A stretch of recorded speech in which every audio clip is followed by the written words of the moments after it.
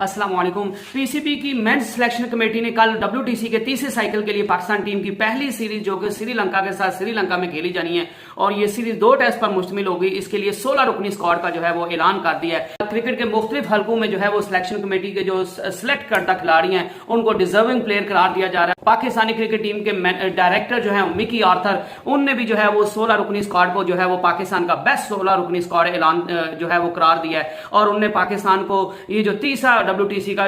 Test championship का जो cycle शुरू हो रहा है उसके लिए पाकिस्तानी टीम के लिए एक खसूसी पैगाम जो है वो ट्विटर पर शेयर किया और उनका कहना था कि congratulation guys, start the new test championship with the best. Cricket के मुख्तलिफ हलकों की तरफ से जहां ये 16 रुकनी स्क्वाड को बड़ा अच्छा बताया जा रहा है तो वहां पाकिस्तान के मायनाज विकेट कीपर साबका बल्लेबाज राशिद लतीफ जो है वो इस सिलेक्शन से जो है वो खुश नजर नहीं। राशिद लतीफ ने मुख्तलिफ खिलाड़ियों की सिलेक्शन को जो है वो गलत करार दिया है और सिलेक्शन कमेटी के जो फैसले हैं उनको शकूक व शुबहात की नजर से देखा। लतीफ ने 3 खिलाड़ियों के मुतालिक जो है वो कंसर्न शो किए हैं कि इनको जो है वो टीम में किस बिना पर शामिल किया गया और इनकी जो है वो टीम में जगह नहीं बनती। इनके मुतबादिल के तौर पर पाकिस्तान के पास और बड़े डिजर्विंग प्लेयर्स हैं, आप उनको शामिल कर सकते थे। आपने इन प्लेयर्स को सिर्फ और सिर्फ जो है वो इनके साथ आपकी अच्छी बनती है, इनके साथ अच्छी हेलो है, तो इसकी वजह से आपने जो है वो इन खिलाड़ियों को शामिल किया। अदरवाइज इन खिलाड़ियों की जो है वो टीम में जगह नहीं बनती। इनके अलावा पाकिस्तान के पास मच डिजर्विंग जो है वो बेटर प्लेयर्स इनके अलावा मौजूद थे जिनको श्रीलंका के खिलाफ टेस्ट सीरीज के लिए सिलेक्ट किया जा सकता था। तो जिन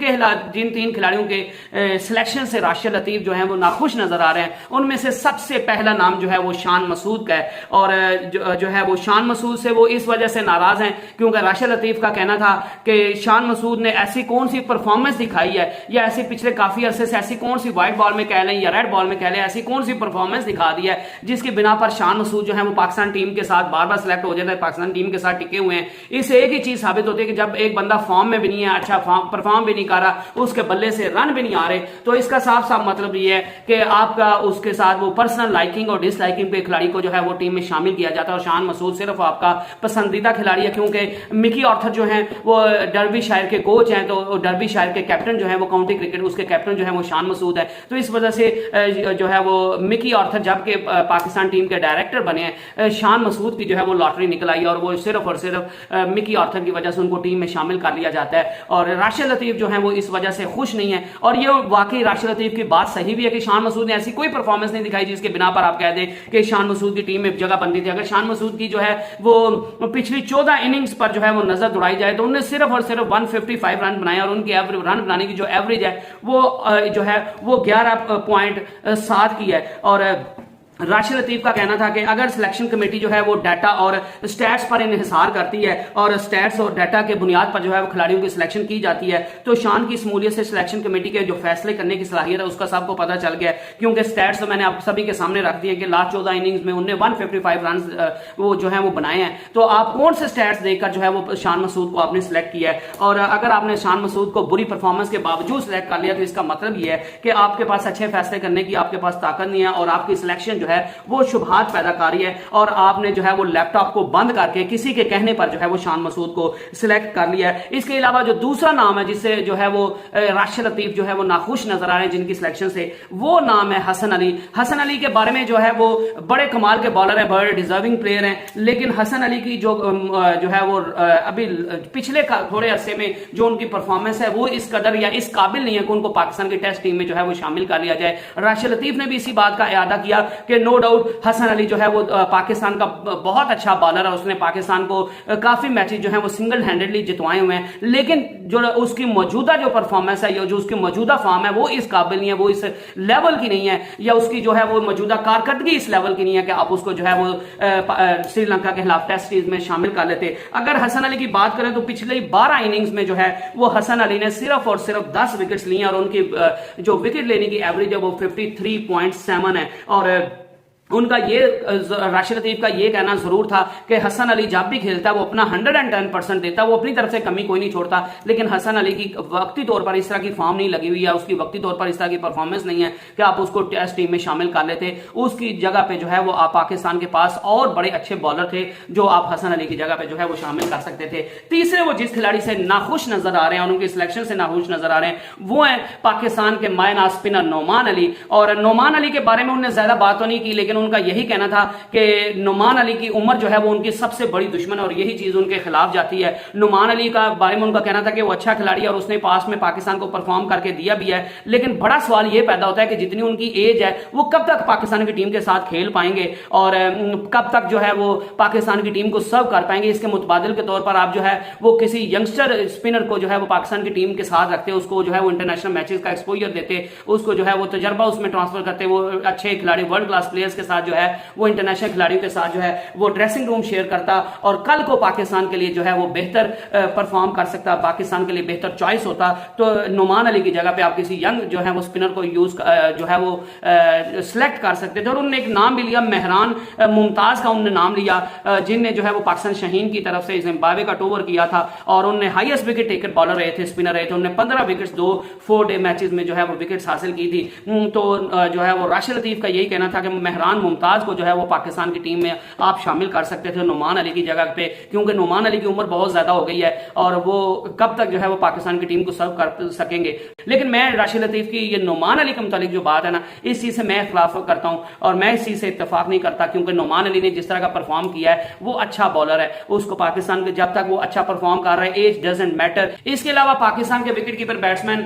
राशिद लतीफ ने जो है वो जो है सरफराज अहमद के हक में भी आवाज उठाई है और उनका कहना था कि मोहम्मद रिजवान को जो है वो किस बिना पर आपने जो है वो वाइस कैप्टन अनाउंस कर दिया टेस्ट टीम ने। हालांकि आप अगर परफॉर्मेंस देखें मोहम्मद सरफराज अहमद का तजर्बा और उनकी परफॉर्मेंस को देखकर तो यही लगता है कि जो है वो सरफराज अहमद जो है वो वाइस कैप्टन के तौर पर जो है वो ज्यादा अहल है मोहम्मद रिजवान के। उनका कहना था कि मोहम्मद रिजवान की बुरी फॉर्म के बाद जब उनको टीम में शामिल किया गया था सरफराज अहमद को न्यूजीलैंड के दौरे के में, तो उनने अपने तजर्बे से ही पाकिस्तान को यकीनी हार से बचाया था और अपनी सिलेक्शन को जो है वो सही साबित किया था। और उनका मजीद कहना था कि मोहम्मद रिजवान तो को वाइस कैप्टन बरकरार रखना जो है वो समझ से बाला था और ये चीज जो है वो जस्टिफाइबल नहीं है। मोहम्मद रिजवान जो है वो ग्लोबल T20 के साथ भी आइकॉन प्लेयर जो है वो आइकॉन प्लेयर के तौर पर वो जो है वो उनको खरीदा गया है और उनकी ये भी इतलात आ रही है कि मोहम्मद रिजवान शायद श्रीलंका के टेस्ट सीरीज में पाकिस्तान टीम के साथ भी मौजूद ना हो। और मोहम्मद रिजवान चूंकि उनको पता है कि सरफराज अहमद को खिलाया जाना है, क्योंकि न्यूजीलैंड के खिलाफ उन्होंने बड़ी अच्छी परफॉर्मेंस दिखाई दी और मोहम्मद रिजवान खुद इस चीज का इरादा कर चुके हैं कि टेस्ट में खासकर जो इंग्लैंड के साथ पाकिस्तान की 3 टेस्ट मैचेस की सीरीज हुई थी उसमें जो है वो मोहम्मद रिजवान ने ये चीज खुद अपने मुंह से मानी थी कि मेरी परफॉर्मेंस जो है वो अप टू द मार्क नहीं है और मेरी जगह पे जो है वो सरफराज अहमद की जगह बनती है। और अब भी इतलात आ रही थी कि मोहम्मद रिजवान जो है वो ग्लोबल T20 कनाडा में खेलने के लिए जा रहे हैं और ये 3रा सीजन और उनको जो है वो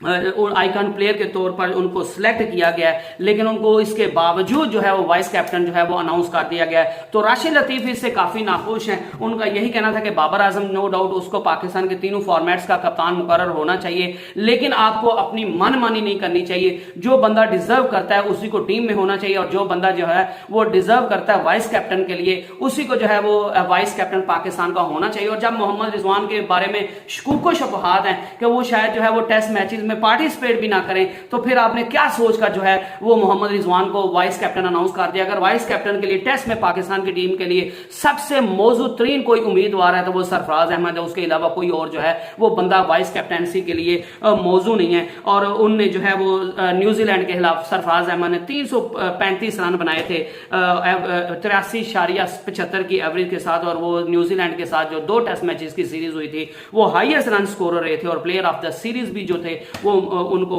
जो है वो अवार्ड मिला था। और उनकी कायदाना सलाहियतें पुरानी जिस तरह उन्होंने पाकिस्तान की टीम को लीड किया हुआ है वो सबसे मौजूद तरीन जो है वो वाइस कैप्टन के तौर पर पाकिस्तान के उम्मीदवार थे। लेकिन मोहम्मद रिजवान को सिर्फ और सिर्फ बाबर आजम से दोस्ती और उनकी अच्छी जो आपस में बॉन्डिंग की वजह से अगर वाइस कैप्टन अनाउंस कर दिया गया, खासकर उस वक्त जब मोहम्मद रिजवान की पाकिस्तान की टीम में सिलेक्शन के भी जो है वो चांसेस कम है। और दूसरा जो ग्लोबल T20 में जो है वो मोहम्मद रिजवान ने पार्टिसिपेट करना है, तो उसकी सूरत में भी श्रीलंका के खिलाफ पाकिस्तान के स्क्वाड में मोहम्मद रिजवान शायद आपको खेलते हुए दिखाई ना दे, तो फिर भी मोहम्मद रिजवान को वाइस कैप्टन अनाउंस करना जो है वो समझ से बालातार है। और मोहम्मद रिजवान को जो है वैंकूवर नाइट्स ने जो है वो आइकॉन प्लेयर के तौर पर खरीदा है। और ये जो लीग होगी G20 ग्लोबल T20 ये 20 जुलाई से 6 अगस्त तक जो है वो खेली जाएगी और पाकिस्तान और श्रीलंका की टेस्ट मैचेस की जो सीरीज है वो 16 जुलाई से 28 जुलाई तक जो है वो खेली जाएगी। इसका साफ मतलब यह है कि अगर मोहम्मद रिजवान खेलेंगे नहीं, और अगर खेलेंगे